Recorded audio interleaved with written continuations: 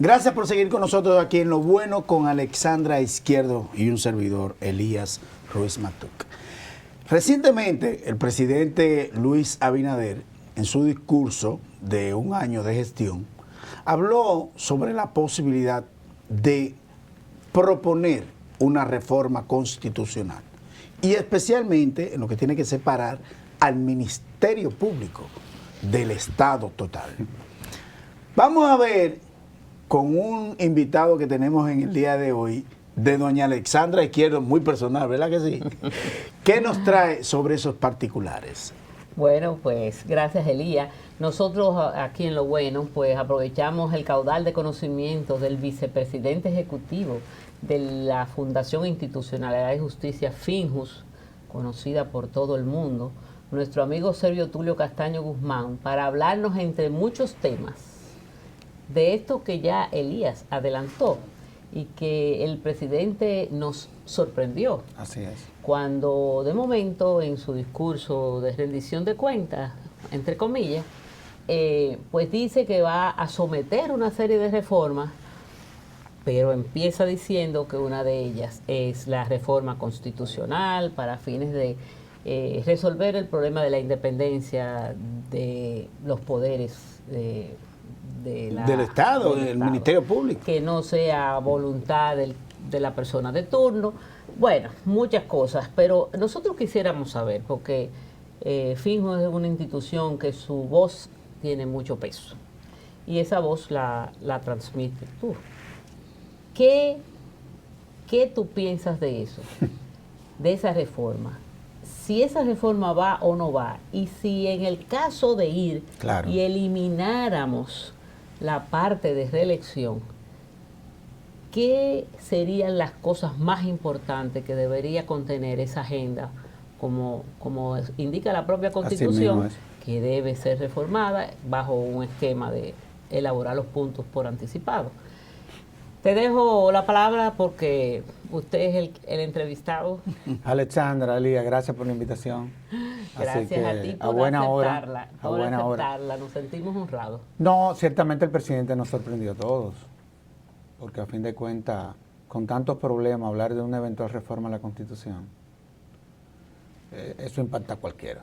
Aparte de que yo apuesto mucho, no a la reforma de las constituciones, sino al fortalecimiento de las instituciones. Cualquier reforma que se haga en torno al Ministerio Público, yo a lo que estoy apostando es a fortalecer al órgano. Porque la independencia, eso depende mucho del carácter de quien ocupe la titularidad de ese órgano. Yo trabajé y fui uno de los relatores de la ley orgánica del Ministerio Público. Y esa ley garantiza, evidentemente, si el que ocupa la posición tiene la voluntad, la independencia funcional del Ministerio Público. De hecho, lo estamos viendo. Sí. No ha habido que reformar la Constitución como para que desde el órgano se refleje que se está manejando con ciertos niveles de independencia con relación al Ejecutivo. Aquí de lo que se trata es del órgano, a mi juicio. Sí. Porque vuelvo y te digo, los hombres y las mujeres son lo que representan. Yo fui Ministerio Público, yo fui Procuradora General Adjunto y a mí nadie nunca me dijo lo que yo tenía que hacer. O sea que todo depende del titular. No del carácter del titular. Yo he visto órganos que son inclusive suprapoderes que en principio la independencia viene blindada por la Constitución y muchas veces quienes la representan no son independientes. Es que eso es muy relativo la independencia. Totalmente. Ahora, y el carácter. No, yo creo mucho en el carácter. Básico. El carácter lo define. Yo puedo decir algo, entre paréntesis. Yo ocupé posiciones en el Estado que dependían de ministerios y nunca, yo creo, que fui dirigida por el ministerio. Pero eso depende mucho de tu personalidad, además de tu formación doméstica. Porque a fin de cuentas, el carácter te lo define cuando tú, en medio de una situación, tú haces lo que tú entiendes que es correcto, no lo que conviene. Aquí muchas veces inclusive, y eso lo veo yo a través de las redes, que la gente habla sobre la base de lo que conviene y no de lo que es correcto. Para que pongamos las cosas en su lugar. Eso es lo que le define el carácter a las personas. Cuando yo te hablo de fortalecer al órgano, yo creo que de lo que tenemos que hablar es, por ejemplo, de algunos aspectos. Digo, si se da esa reforma constitucional, que dicho sea de paso, si se da, tú puedes estar seguro que la FINJO va a estar en primera línea. Ok. Eso está bien claro. Tú dijiste en una entrevista que se lo dijiste al presidente. Totalmente claro, en una visita que le hicimos la semana pasada. ¿Qué eventualmente yo diría que habría que reformarla en el caso de que se dé la reforma? Por ejemplo, cuando tú tienes una visión comparada de cómo funcionan o cuál es la naturaleza de un ministerio público, tú te encuentras con que su naturaleza es la de la persecución, investigación, la de sustentar y presentar los casos ante autoridad competente, me refiero ante los jueces. Bueno, entonces tenemos que comenzar a desmontarle una serie de atribuciones que tiene el actual Ministerio Público, que es lo que eventualmente lo conecta con el Ejecutivo. Por ejemplo, en ningún país del mundo el Ministerio Público tiene como atribución desde la Constitución administrar los recintos penitenciarios. Ahí hay un dato que tendríamos que poner sobre la mesa y debatirlo. Una de las cosas que hay que debatir, yo soy coordinador de un grupo de trabajo que va a proponer en los próximos meses una transformación y modernización de la Policía Nacional. Cuando tú te vas a la Constitución, tú te encuentras que la policía tiene como una de sus atribuciones hacer las investigaciones criminales bajo la dirección funcional del Ministerio Público. Pero ¿qué sucede? Si eso es así desde la Constitución, el Ministerio Público nunca podrá tener una policía técnica judicial adscrita al Ministerio Público como es en la mayoría de los países del mundo. ¿Por qué es así en la mayoría de los países del mundo? Porque, Alexandra, esto va a haber que explicarlo académicamente para que la gente entienda. Porque si estamos hablando de la independencia funcional del Ministerio Público, y la mayoría de los casos que se le someten a la justicia, lo investiga la Policía Nacional, sucede que en la estructura constitucional, la Policía Nacional, que tiene el monopolio de la investigación de los asuntos criminales, el comandante en jefe es el presidente de la República. Entonces hay un tema que pudiese eventualmente darle a la independencia de las investigaciones. O sea, cualquier presidente pudiese variarle el curso a una investigación porque es el comandante en jefe de esa institución. Cuando en la mayoría de los países, vuelvo y te digo, todos los ministerios públicos tienen una policía técnica judicial adscrita a la Procuraduría General de la República. Como ese tema. Son cosas que la gente no se ha puesto a pensar, pero es ahí que tenemos que dirigir la reforma para fortalecer el órgano. La de la policía. No, y la del Ministerio Público. Y la del Ministerio Público. Así como temas así como tú estás tratando, que de alguna manera recaen sobre la Constitución también, está el tema del Código Penal. Ustedes son pro las 3 causales. Pero ese pleito se perdió. O sea que ya, yo creo que eso fue lo que el viento se llevó. Pero actualmente vuelve a discusión. No, porque fue una decisión política. Vuelve a discusión el Código Penal. Sí, pero creo que ese y hay una comisión bicameral que ha sido solicitada por ustedes también. Por supuesto, esa fue una propuesta de la Fundación que gracias a Dios fue acogida por el presidente del Senado.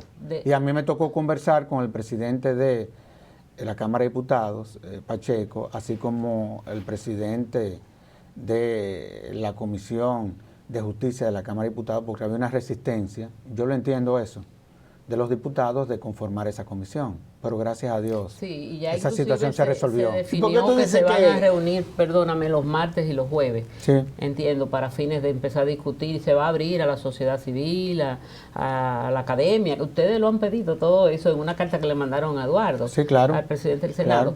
Pero, por ejemplo, te dije de las 3 causales, pero también ustedes, FINJOS, en algún momento dijo que ese era un código que incentivaba la corrupción.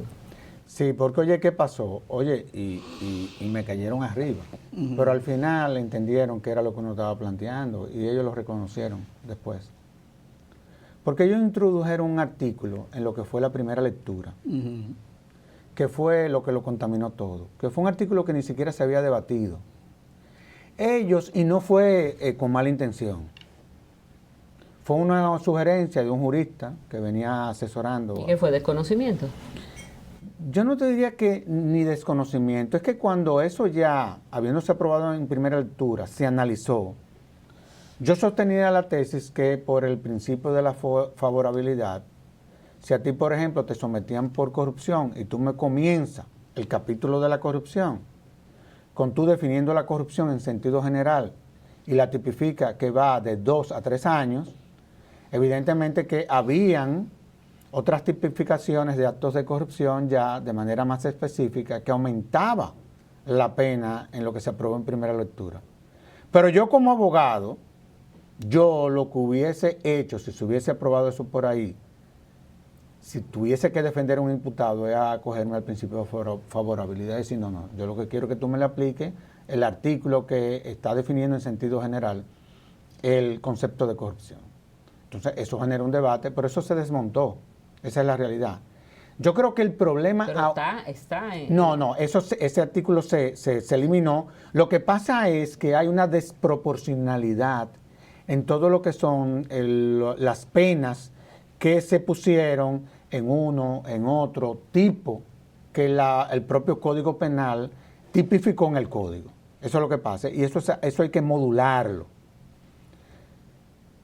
Pero déjame decirte algo.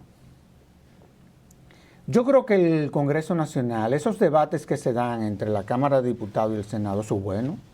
Por eso es que tenemos un Congreso bicameral. Sí, pues. Yo le mandé una carta al Congreso diciéndole que eso es bueno que se dé. Es más, eso a la sociedad dominicana le gusta. Porque ellos se estaban reflejando de una u otra forma ciertos niveles de independencia entre una Cámara y otra. Y ese es el contrapeso.